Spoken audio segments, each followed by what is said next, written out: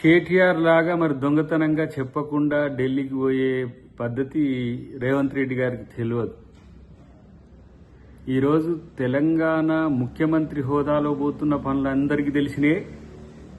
తర్వాత BC bill కొరకు, సామాజిక న్యాయం కొరకు పోతున్న మీటింగ్ల వివరాలు కూడా తెలిసినాయి. కానీ 50 సార్లు పోయిండు. ఆయనకు తెలిసింది టికెట్లు బుక్ చేసుకోవడం, ఢిల్లీకి పోయి ఉత్త చేతులతో రావడం అనేది నీ విమర్శ అయితే కేటీఆర్.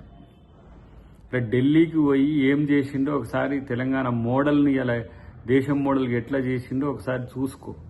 మీకు ఎంతసేపటికి రంధ్రాన్వేషణ, హాస్యదృష్టి తప్పితే మీకేం తెలుసు? ఫస్ట్ హైదరాబాద్లో పుట్టిన పార్టీ ఢిల్లీకి పోయి దొంగచాటంగా మోదీని, దొంగచాటంగా అమిత్ షాను, దొంగచాటంగా సీఎం రమేష్ను, ఇట్లా దొంగచాటు వ్యవహారాలు మీకు తెలిసినట్టుగా మరి రేవంత్ రెడ్డి గారికి తెలియవు.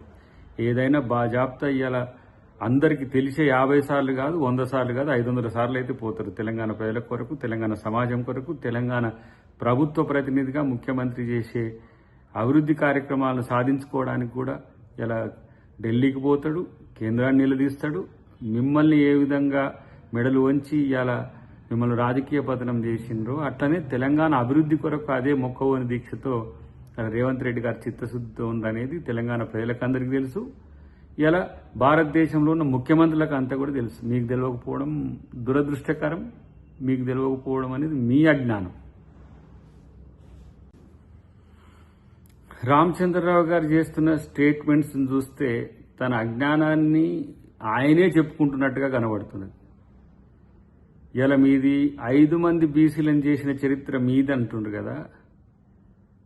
10ల సంఖ్యలో కాంగ్రెస్ చరిత్రలో బీసీ ముఖ్యమంత్రులు చేసిన చరిత్ర.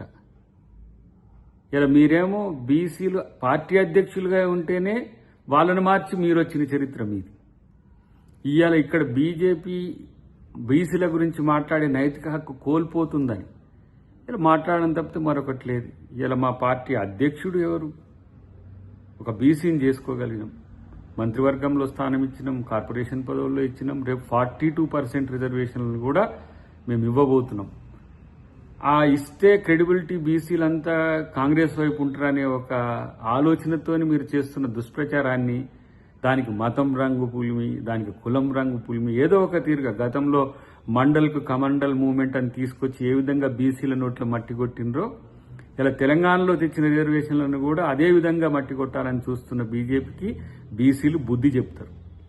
బీసీల ద్రోహ పార్టీగా ఇలా బీజేపీ వస్తున్న వైనాన్ని రామచంద్రరావు గారు గుర్తిస్తే మంచిది. ఎందుకంటే మేము కేంద్రంలో అన్ని మంత్రులు ఇచ్చినాము, రాష్ట్రంలో ఇట్లా చేసినాము, బీసీలను ఫస్ట్ తెలంగాణ కోసం ఇలా బీజేపీ ఏం చేసిందో ఆత్మపరిశీలన చేసుకోవాల్సిన అవసరం ఉందని చెప్పి వారికి సూచిస్తున్నాం.